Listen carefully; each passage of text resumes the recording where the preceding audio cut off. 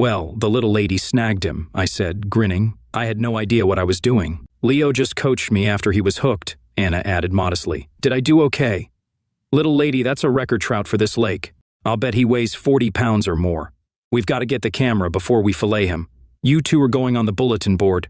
We all walked up to the lodge, smiling and talking about the catch. Duke grabbed his camera and took pictures of Anna with her prize. We looked at each picture and smiled. Yes, sir, you two are eating fine tonight. I'll get him ready. Be here at 6 for dinner, my treat, Duke announced. Anna and I walked back to our cabins, holding hands. Our troubles forgotten for the moment, the lake trout had eased our minds. When we reached my cabin, I turned Anna around and put my hands around her waist. We stood there with the mountains in the background. I pulled her close and kissed her gently. Leo, I can't, she said, pulling back, shaking. I'm sorry, I can't. Hey, calm down, what's wrong? I asked, lifting her chin to look into her eyes. I'm sorry, your touch brought back awful memories of Logan. He hurt me a lot more than I realized. I know you wouldn't, but it's just. Shush, I understand. I shouldn't have pushed you, I said gently. It's not you, it's me. When you kissed me, it triggered memories of Logan's misuse. I'm so sorry, she explained, her voice trembling. That's okay. I'm here when you're ready. I won't hurt you, you know that, I reassured her. I know, please just hold me, she pleaded.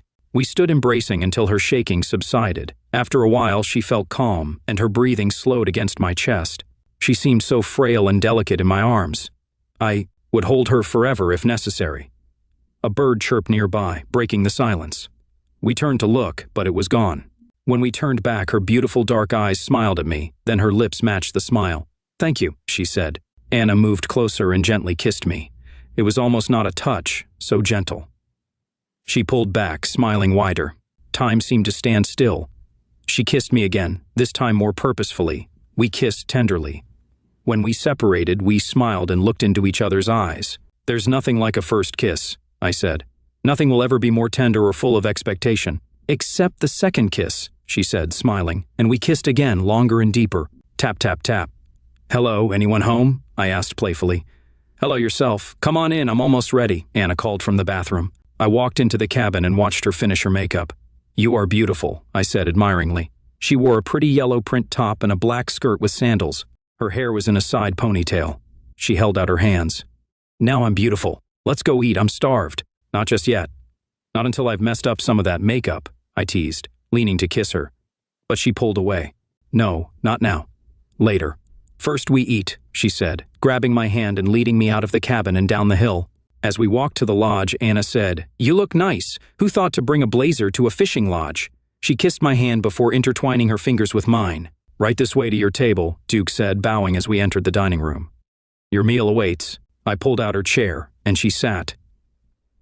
Duke draped a white napkin over her lap and mine. He went to the kitchen, leaving us alone. Anna broke the silence. I love Duke. He's such a gentleman.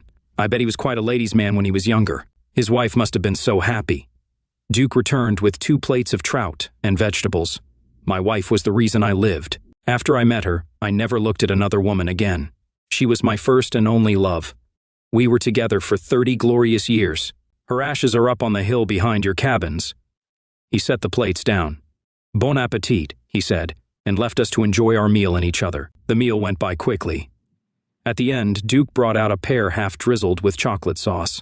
Just leave everything here when you're done. I'll take care of it tomorrow. Good night, you two. After dessert, we sat holding hands, looking into each other's eyes. Anna said, This has been a perfect day. Thank you for sharing it with me. It's not over yet. We can stay up and see if there's an aurora tonight. How about some stargazing, I suggested. Sounds perfect, she agreed. In the mountains, away from city lights, the stars are breathtaking. We could see the spiral arms of the Milky Way. No aurora tonight, but the stars were spectacular. We sat in front of my cabin, holding hands, listening to the occasional hoot of an owl and chirping. Crickets. Suddenly, there was a loud crack from the bushes. I think we've got a visitor, I said. Maybe we should head inside. Good idea. I don't want to end a perfect day by becoming a bear's dinner, Anna said with a nervous laugh. We quietly got up and went into the cabin, shutting the door. So what do we do now? I asked, curious. I can think of something, she said, eyeing the bed. I took her in my arms and kissed her deeply. We made love, then lay panting beside each other. I turned to look at her and saw tears on her cheeks. Anna, what's wrong? Are you okay? I asked, concerned. She turned to me, tears streaming. Oh, Leo, everything is right. I haven't felt like this in a long time. I felt loved. You loved me the whole time. It was perfect, she said, her voice filled with emotion. Phew, I thought I was losing my touch, I joked, trying to lighten the mood.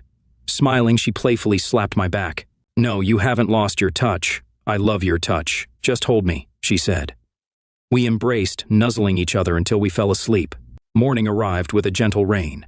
The pitter-patter on the roof echoed softly. We lay in a warm embrace, listening to each other's heartbeat. Good morning, she said softly. Good morning, beautiful, I replied.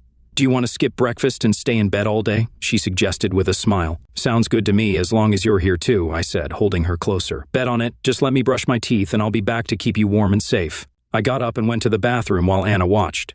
When I returned, I said, your turn. She got up and closed the door. I lay there, thinking of her, feeling aroused. She returned, laughing at the protruding bedding, and jumped under the covers with me. We hugged quietly, listening to the rain. Leo, don't take this wrong, but I've got something to tell you. I think I love you. I know it's crazy because we've only known each other a few days, but I feel so comfortable and safe with you. Wow, maybe it is crazy, but I feel the same.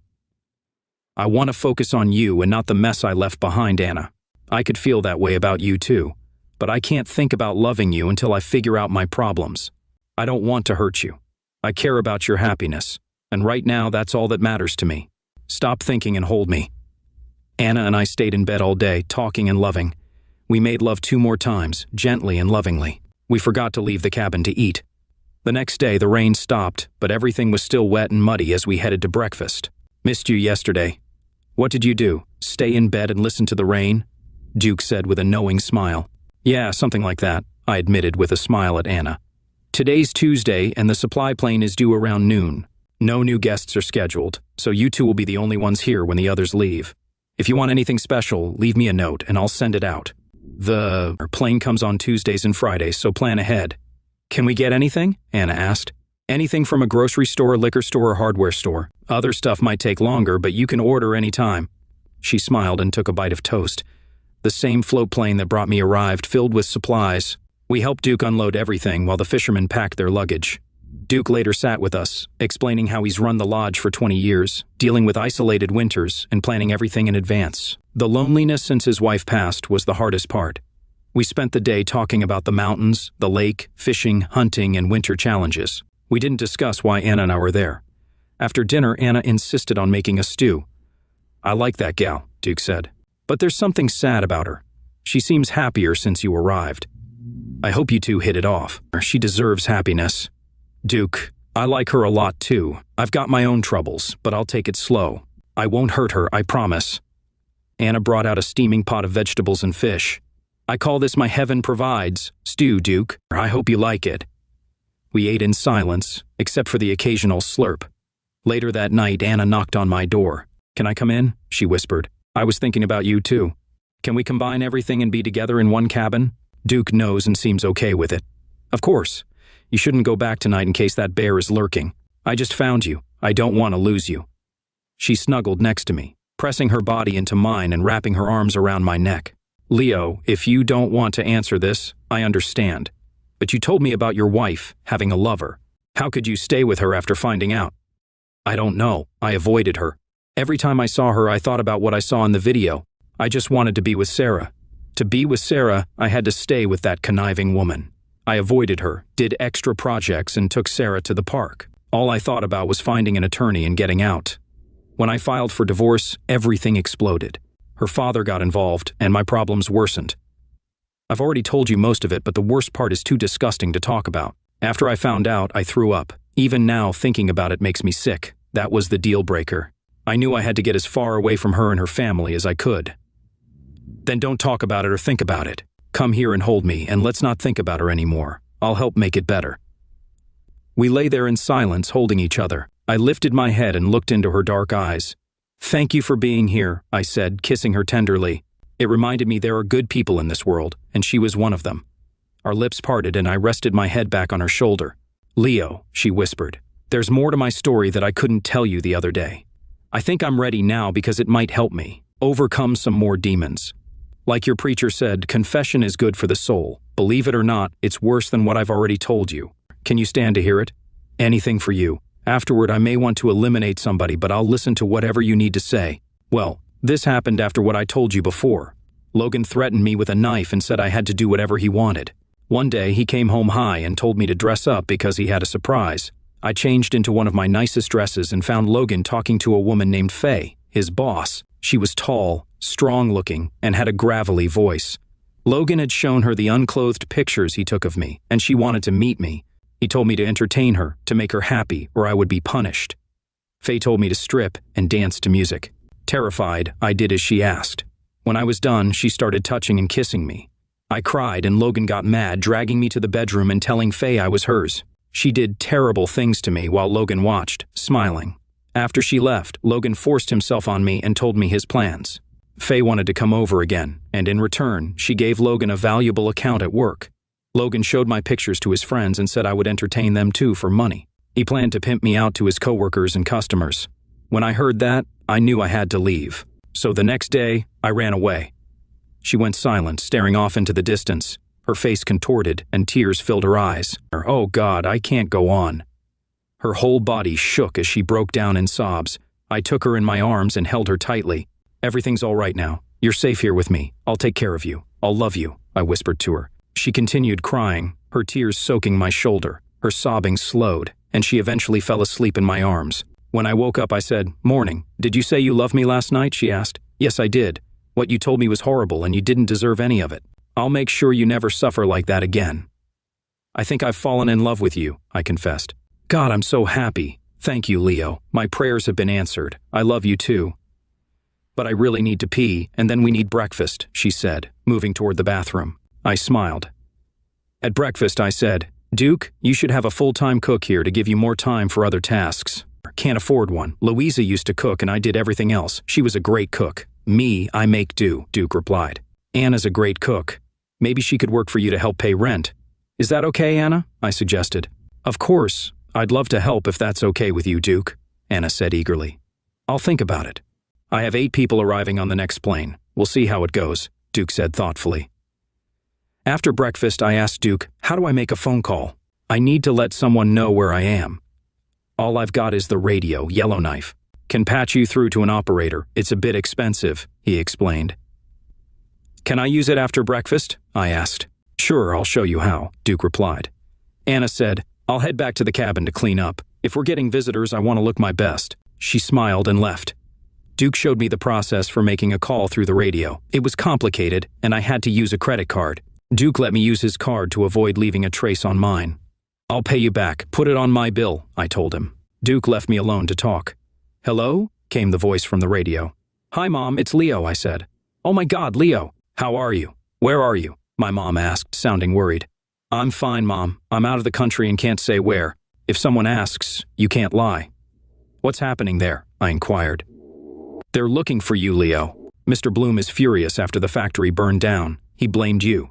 There's a warrant for your arrest, and the FBI talked to us. We didn't know where you were, so we couldn't tell them anything."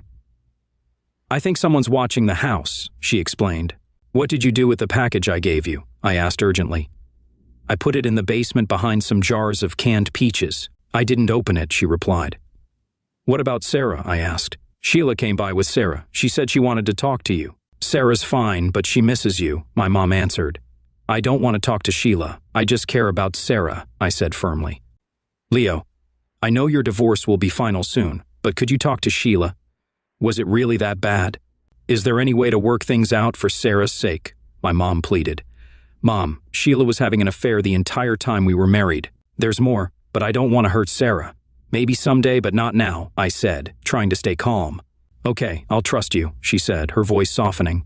"Mom, I've met someone here. Her name is Anna. She's also running from a bad situation. I want you and Dad to meet her, but I can't come home. I'll figure something out. I'm not as depressed as before. I'm actually happy with Anna," I shared. "Oh, Leo, I'm so happy for you. You deserve to be happy. Call and let us know your plans." "I love you, son," she said, sounding relieved. "I love you too, Mom. Bye." "Oh, crap, what am I going to do now? The FBI is looking for me. I didn't do anything, but Bloom has the police saying I torched his factory. What about Sarah? And now there's Anna. I can't do anything that would hurt her. She has her own problems. How can I get away from Sheila's father, be with Anna, and have a future free from the past? What a mess, I muttered to myself, feeling overwhelmed. The next day, the float plane arrived, dropping off men with expensive luggage and fishing gear. Duke greeted them warmly. Welcome back, gentlemen. It's good to see you again. This makes your 9th year, right? Everything's the same, except the fishing's better. You should see the monster caught yesterday. We helped carry the luggage to the lodge. That afternoon, the men took boats out to fish. Duke had Anna help him in the kitchen with dinner. She prepared the fish they caught and steamed vegetables, while Duke handled the salads and bread under her direction. For dessert, Anna made a pear cranberry crisp. The new lodgers were thrilled with dinner and asked to meet the chef. Anna shyly went into the dining room. I watched from another table. One man spoke up. "Madam, we want to compliment you on dinner. Everything was delightful. I own a string of restaurants, and none of our chefs could match what we just ate. If you ever want to leave here and work for me, you have a standing invitation." "Thank you very much. I'll keep your offer in mind. I'll see what surprises I can whip up for breakfast." Anna then came to my table, smiling. The praise had boosted her spirits. The restaurant owner walked over to us. "Sir, you should be proud of your wife. She's a magnificent cook. I'm serious about my offer." I said, "Yes, I am proud of her, but we're not married. We met here, refugees from bad situations back home." Duke clarified. "I'm sorry to hear that. Where are you from?" Anna asked. "I'm from Plano, Texas," she said. "I'm from Henley, Pennsylvania," I added. Another man chimed in. "I know some people in Henley. What's your name?" "Leo Baker," I replied. "Nope, don't recognize the name. Where did you work?" the man asked. "Until recently, I worked at Bloom Enterprises as an accountant," I said. "Now that name I know. Bloom cheated me out of $1 million contract. It set my business back quite a bit," he responded. "Yeah, I was married to his daughter," I admitted. The man came over to our table. "No crap, you're Ezekiel Bloom's son-in-law?" "I was. I got divorced recently. I'm not sorry to be out of that family." "What happened?" the restaurant owner asked, intrigued. "In short, my wife cheated on me. I filed for divorce, and Bloom made sure I came away with nothing. No money, no job, no daughter. I came here to get away, and that's where I met Anna," I summarized. Another man joined us. "Did I hear someone mention Bloom Enterprises?" "Yes, I used to work there," I confirmed. "That name is familiar. I work for the Justice Department in the racketeering section. We're investigating Bloom for violations of several laws. I'd love to talk to you in more detail," he said. "Wow, I didn't know that, but I'm not surprised. Bloom owns everything in town, including the judge in my divorce hearings. Just before I left, one of his factories burned down, and I'm the main suspect. There's a warrant for my arrest, and I'm sure he had something to do with it," I explained, feeling the weight of the situation. A fourth man interrupted. "I heard your story and wanted to chime in. I'm a lawyer. How do you know Bloom owns this judge?" "I had a video of my wife with her lover. The judge rejected it and threatened to jail me if I showed it to anyone," I revealed. "That sounds like a judge I know in Henley. He screwed me and my clients too. You need help getting unscrewed. Maybe we can talk and see what's possible." "I'd like to help," the lawyer offered. The manufacturing man added, "Absolutely. I'll do anything to give Bloom a taste of his own medicine." A fifth man stood up and approached us. "Looks like we need some military-style coordination here. I haven't seen action since Afghanistan, and I'd love to help take down a big shot." "No offense, Mr. Baker." "None taken," I said. "Let's head to the porch, have a couple of drinks, and talk this over. With all the brains here, we can come up with something spectacular. What do you say?" Anna chimed in. "This is where I make my exit. Thank you, everyone. Leo, I'll see you back at the cabin. Wake me when you get back and tell me your plans for world domination. Gentlemen, good night, and thank you." From the porch, I watched Duke walk Anna back to our cabin. He thanked her for making the group happy and asked her to help with breakfast. After they were out of sight, we started discussing possibilities. When I got back to the cabin, Anna was asleep, looking peaceful. I didn't want to wake her and bring back her troubles, so I quietly slipped into bed and spooned her. It was another perfect day. That night, the aurora borealis lit up the sky, but we were asleep in each other's arms. The next morning after breakfast, Anna and I sat on the dock. "Anna, before I tell you about last night's discussion, I have a question. What do you want to do about your husband? I can't see any alternative but divorce. I don't want you going back and getting hurt. What are you thinking?" "I've thought about divorce, but he would come after me. He's very possessive. I thought about staying hidden and hoping he moves on." "Why? What do you have in mind?" "Yesterday, we talked about my problems. I told them I wanted justice, not revenge. These men have influence and money. One is a CEO of a huge computer company. The lawyer, Alan, knows my friend Ken, the private investigator. The retired colonel and the Army Special Forces will coordinate everything. We just have to sit tight here until they're ready." "That sounds wonderful. Do you think they could help me?"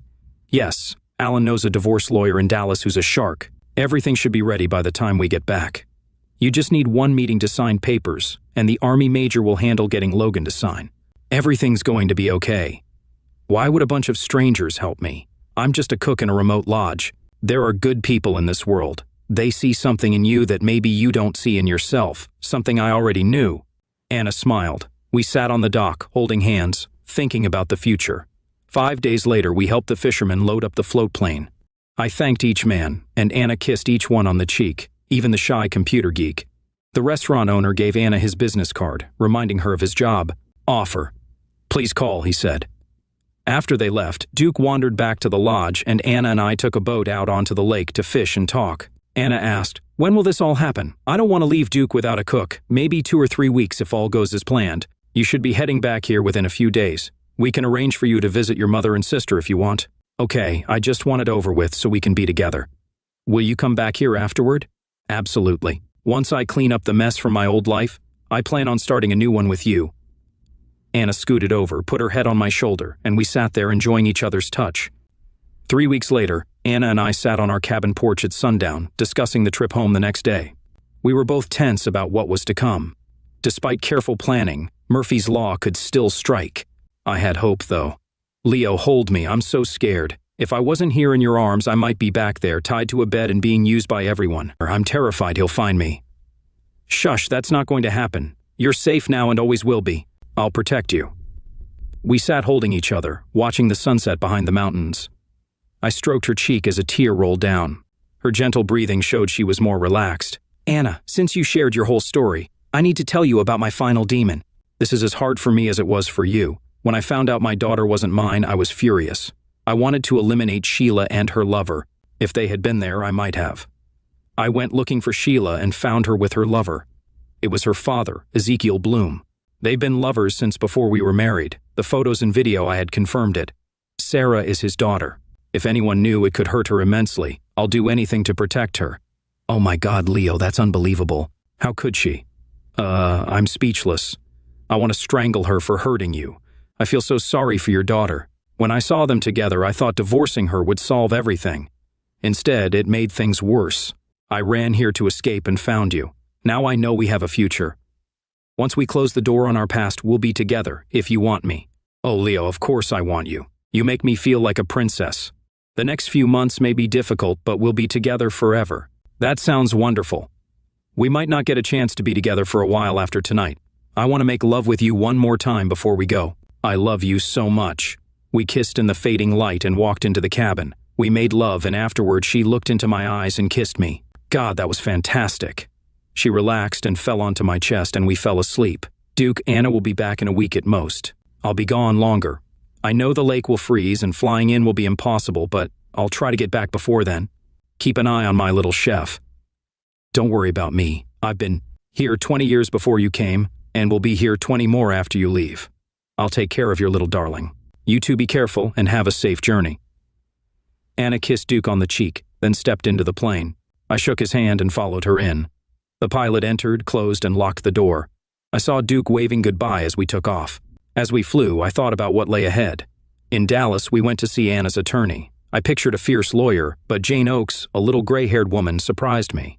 "Good afternoon, I'm Jane Oakes," she said, sitting behind her mahogany desk and smiling at Anna.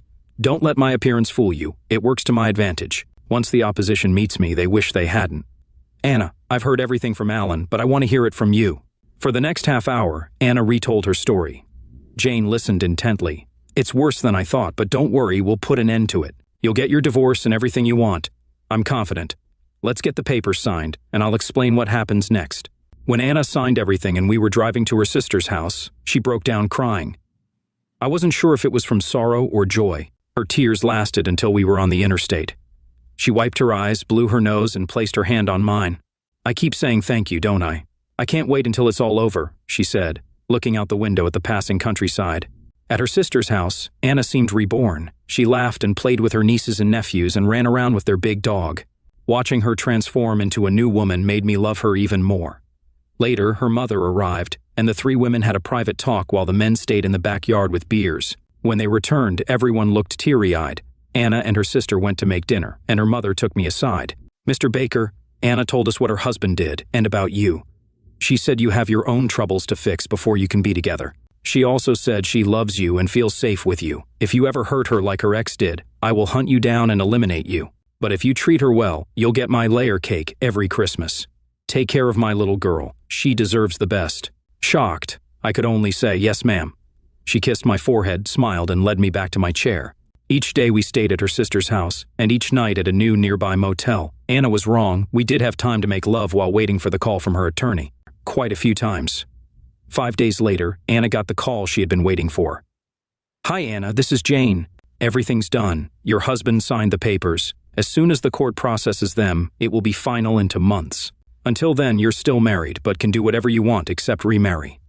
Your husband was convinced to sign by someone from the army. I don't know who your friends are, but I might want to borrow them sometime. Take care and have a nice life."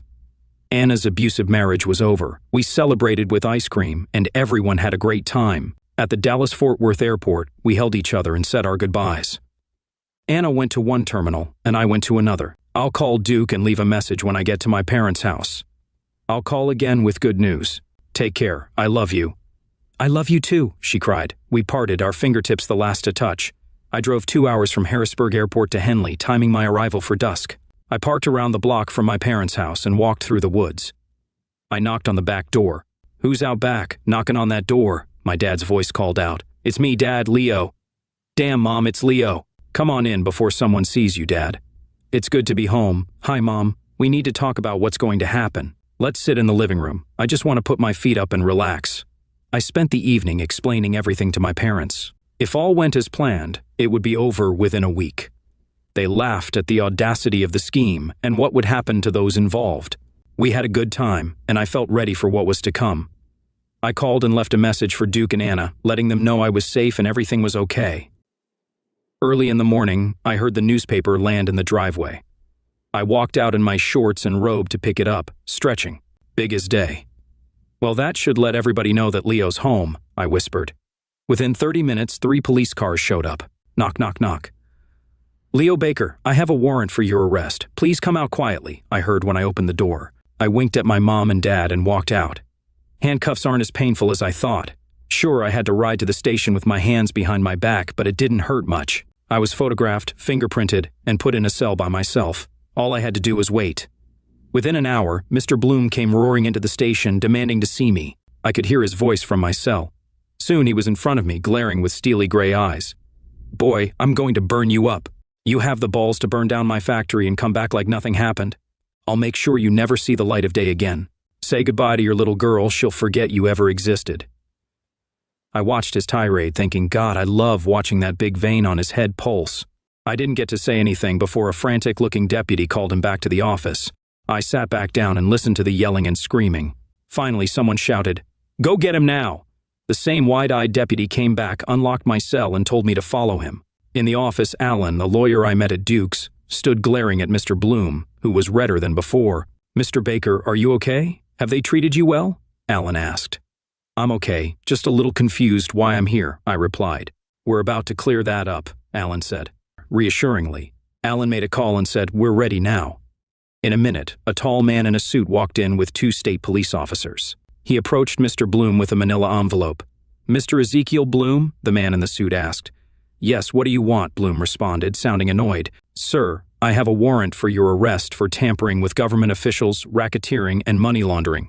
I also have a cease and desist order for Bloom Enterprises until a federal grand jury convenes. Here's a lawsuit from Leo Baker for wrongful termination, and there's another warrant for your arrest on the charge of incest with Sheila Baker, your daughter. A warrant is being served on her now," the man announced, handing Bloom the documents. He turned to the deputy sheriff and handed him an envelope. "Sir, this is a lawsuit against the town of Henley for wrongful imprisonment." I had to sit down to hide my smile. The officer handed me an envelope and said, "Mr. Baker, here's a court order quashing all charges against you until the fire marshal's report is reviewed. Tomorrow at 10, there will be a hearing to review your divorce decree with a new judge, as the previous one is under investigation. Alan never took his eyes off Mr. Bloom, who now looked particularly glum. "Leo, let's go, you're a free man," Alan said loudly. We walked out the front door, and Alan smiled as he drove me to my parents' house. When we stopped, he turned to me and shook my hand. "Good luck, Leo. I'll see you at the hearing. This is a little present from your fishing buddies. I think things will be quieter around here for you. I love small towns." "Good night," Alan said warmly. He nodded and drove away. My parents met me at the curb. "How'd it go, son?" my dad asked. "Better than I could have imagined. Let's go eat, I'm starved," I replied, feeling relieved and hungry. The divorce review hearing was different. Sheila showed up with only one attorney. The new judge looked very concerned. With Alan by my side, I felt hopeful. The review took almost 4 hours. This time, the evidence of Sheila's infidelity and incest was allowed, and the judge declared her an unfit mother. He overturned the child support, granted me primary physical custody, and I was now to receive child support. The house remained hers, and the income split stayed the same. I still left broke, but I had Sarah. During the hearing, Sheila remained silent, staring at her hands. Her lawyer spoke for her when needed, but she stayed quiet and looked awful. After the hearing, I asked to speak to Sheila alone. I began, "Sheila, this isn't about revenge. I just wanted to divorce and to get as far away from you as possible. You and your father hurt me more than you can imagine. When he tried to railroad me, I got mad. Everything that happened is your fault. He always got what he wanted, but not this time. He tried to keep me from Sarah, which nearly destroyed me. I survived with the help of a woman who has a heart and a moral compass, things you lack. I love her. I don't want you near Sarah ever again. I'll get a restraining order if necessary. I promise to come and piss on your grave. Do you understand?" Sheila nodded without looking up. I left the hearing room happier than I've been in a long time, thinking of Anna and Sarah. That night, I burned the DNA test results in my parents' backyard. The only person I ever told about Sarah's real father was Anna. 2 months ago, I landed on this same little lake in the float plane. Now I had Sarah with me, and she enjoyed the ride. As we docked, I saw Anna looking as beautiful as ever. I carried Sarah off the plane, and Anna's smile was as wide as the lake. She gave me a welcome home kiss while Sarah made happy noises. I was glad to be back. Anna then told me, "Leo, I've got bad news. Duke had a stroke. He lost the use of his right hand and now walks like John Wayne. He'll be fine in time, but he needs help running this place." I said I'd stay. "What do you think?" I felt like I was coming home, not just because of Anna, but also because of this place. "I'll stay with you forever. We'll take care of Duke and our little girl together. I missed you, and I love you." "Welcome home," she said. "I love you. It's been 5 years since I first came to Duke's Lodge. Anna and I married the spring after our first winter here. Sarah loves it, especially playing with Duke, her old teddy bear. We gave Sarah 2 little brothers, twins named Duke and Wayne. They're now 3 and getting into everything. Anna is a great mother, and I'm thankful every day for finding each other. Anna is pregnant with our 3rd child, a girl due in 3 months. We're considering naming her Louisa. The lodge has expanded with a larger main house, new cabins, stone walkways, and more boats. The dock is wider, and there are native artworks everywhere. Duke supervised the upgrades, funded by the lawsuit settlements against Bloom and Henley. Anna enjoys her new gourmet kitchen, courtesy of an anonymous restaurant owner. We have satellite communications and solar power, thanks to some generous benefactors. The lodge is now packed year-round, with a waiting list for popular dates, matching the website's promises. When my parents visited after the twins were born, they told me Sheila has become a recluse and no longer associates with her father, who is still on probation for racketeering. I couldn't care less about them. Duke passed away a year ago, leaving everything to Anna and me. We buried his ashes with Louisa's by the park bench on the hill and visit them often. We miss the old buzzard, but his spirit lives on in the lodge.